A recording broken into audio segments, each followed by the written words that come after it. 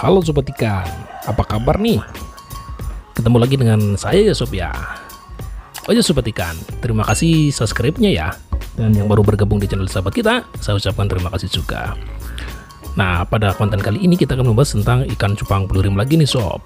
Cuma sayangnya yang kita bahas adalah kenapa ikan cupang pelurim kok nggak ada dasinya. Sebenarnya penyebabnya apa sih ya? Mungkin dari teman-teman breeder ada yang mengalami seperti saya ya. Oke, ingin tahu kenapa ikan cupang pelurim kok nggak ada dasinya? Tonton terus video ini sampai selesai ya. Nanti jangan sampai salah paham ya, atau ketinggalan informasinya. Sobat ikan, sebenarnya kenapa ikan cupang pelurim, atau mungkin bahkan bukan ikan cupang pelurim aja ya, mungkin sebagian teman-teman ada yang mengalami seperti saya ini. Jadi ternakannya itu ada yang tidak berdasi. Ya tidak semuanya sih ya, dalam suatu kolam tidak berdasi. Ada beberapa yang tidak berdasi. Ini penyebabnya ada beberapa penyebab nih teman-teman. Jadi kalau ada yang mengatakan bahwasannya kalau ikan cupang ketika dikasih makan microworm, tahu kan microworm ya teman-teman ya. Microworm itu kan cacing yang lembut banget ya, yang size-nya 0, berapa mikron, yang katanya kalau dikasih cacing microworm itu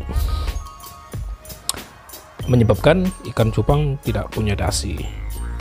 Kalau menurut sahabat kita sebenarnya itu enggak juga sih, itu hanya mungkin pas kebetulan pas dikasih microworm tidak berdasi. Sebenarnya permasalahannya bukan itu sih.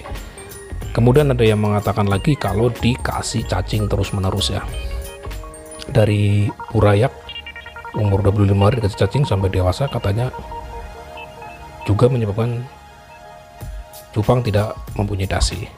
Kalau menurut sahabat kita nggak sepenuhnya benar ya, baik itu microworm maupun cacing sutra itu nggak sepenuhnya benar. Dan kemarin ada yang mengatakan juga bahwa kalau pas burayak airnya terlalu dalam, itu juga bisa menyebabkan tidak berdasi dan patah pinggang. Nah itu juga kalau menurut sahabat kita nggak sepenuhnya benar ya. Jadi faktornya itu kompleks.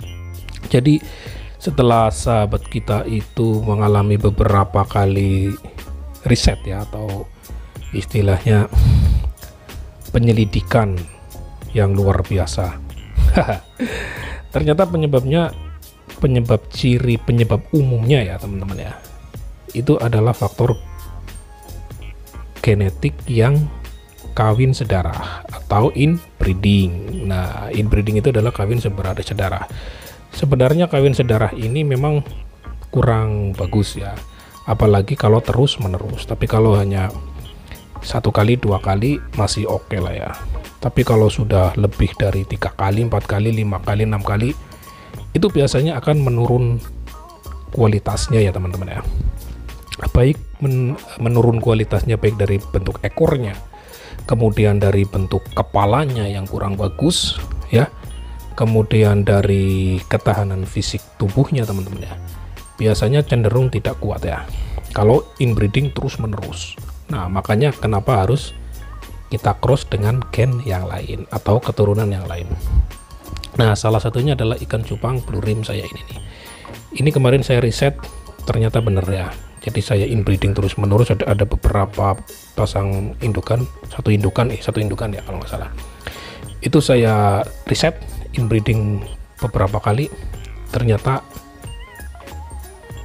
boom, muncul ikan yang tidak berdasi. Ini agak lumayan juga yang tidak berdasi ya.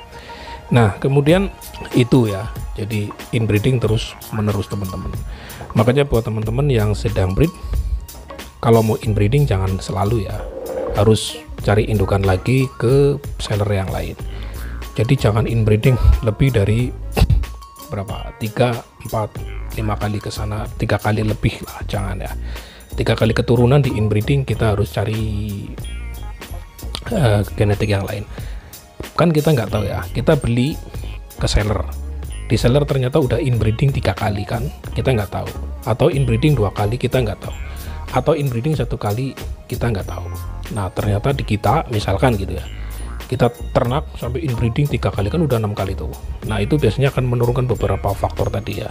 Salah satunya adalah ikannya biasanya patah pinggang, kemudian ekornya mengecil, daya tahan tubuhnya lemah, kepalanya kurang bagus ya. Yang paling fatal adalah dia tidak berdasi teman-teman. Nah gitu ya teman-teman ya, itu dari riset sahabat kita ya. Mungkin ada teman-teman yang ternyata riset dari sahabat kita itu terbantahkan ya, silahkan nanti kita bertukar pikiran untuk mengisi di kolom komentar, kita sharing ya. Nanti kalau ternyata ada faktor lain teman-teman yang breeding ikan cupang, bisa tulis di kolom komentar ya teman-teman ya. Jadi kita nggak usah lah ya saling menjatuhkan atau saling menghujat, yang penting kita saling mengisi dan saling melengkapi gitu ya teman-teman ya. Dan kurang lebihnya mohon maaf teman-teman jika ada istilahnya riset saya ternyata kok kebetulan karena inbreeding terus menerus lebih dari 2-3 kali dasinya hilang, dan ada teman-teman yang inbreeding kok nggak dasinya tetap ada. Nah ini perlu dikaji lebih dalam ya. Gitu ya teman-teman ya, mohon sarannya, kritikannya tulis di kolom komentar. Sampai ketemu di video selanjutnya. Salam satu air.